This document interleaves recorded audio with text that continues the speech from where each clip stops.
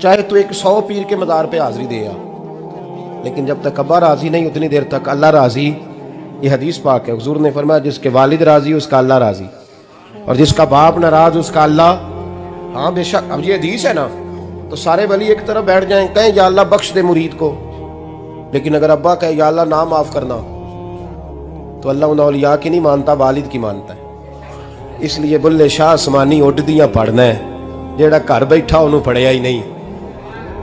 بھائی یاد رکھو، ماں باپ سے پیار کرو، ان کی خدمت کرو، ان کے پاس بیٹھا کرو، اور ماں باپ کو ٹائم دیں، وقت دیں، چند گھڑیاں ان کے پاس بیٹھیں۔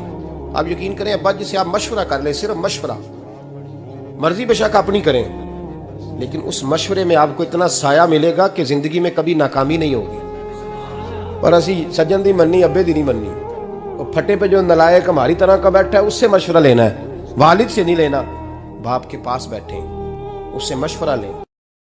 نبی پاک صلی اللہ علیہ وسلم سے ایک صحابی نے پوچھا تھا یا رسول اللہ عزت کس چیز میں؟ تو حضور نے فرمایا جو رب نے دیا ہے اس پہ راضی ہو جا، اللہ عزت عطا کر دے گا۔ یا رسول اللہ ذلت کیا ہے؟ فرمایا زندگی میں لالچ نہ کرنا، ذلیل ہو جائے گا۔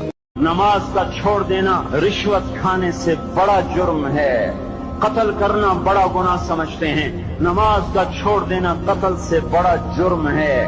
سجدے ہی کا تو انکار کیا تھا شیطان نے کوئی زنا کیا تھا، کوئی قتل کیا تھا، کوئی شراب پی تھی، کوئی جوا کھیلا تھا، کیا کیا تھا؟ کوئی شرک کیا تھا۔ شیطان سجدے کا انکاری ہوا، ایک سجدے کا انکار کر کے وہ ہمیشہ کے لیے مردود ہو گیا۔ اس مسلمان کو ہوش نہیں ہے جو روزانہ دن میں 5 دفعہ 20 سجدوں کا انکار کیے بیٹھا ہوا ہے، اور پھر آرام سے روٹی کھاتا ہے، آرام سے چائے پیتا ہے، اور آرام سے کہہ لگاتا ہے۔ جس نے اتنے سجدوں کا انکار کیا وہ اس بات سے نہیں ڈرتا کہ کہیں اللہ اسے مردود نہ کر دے۔ بدلہ لینے میں وہ راحت نہیں جو معاف کرنے میں راحت، بولنے میں وہ راحت نہیں جو چپ رہنے میں راحت۔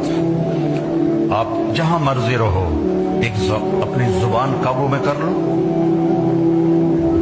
اور صبر کو اپنی زندگی کا ساتھی بنا لو، معاف کرنا اپنی طبیعت بنا لو، بغیر حساب کتاب کے۔ جس نے کسی کے 3 پیسے دینے ہوئے، کل قیامت کے دن اس کے بدلے میں 700 نمازیں جو جماعت کے ساتھ پڑھی ہوں گی وہ دے کر جان چھوٹے گی، صرف 3 پیسوں کے عوض میں۔ اور میں ایک دن حساب کر رہا تھا کہ اگر کسی نے کسی کے 2 سے 3 ہزار روپے دینے ہوئے تو ساری زندگی کی نمازیں، حج، عمرے سب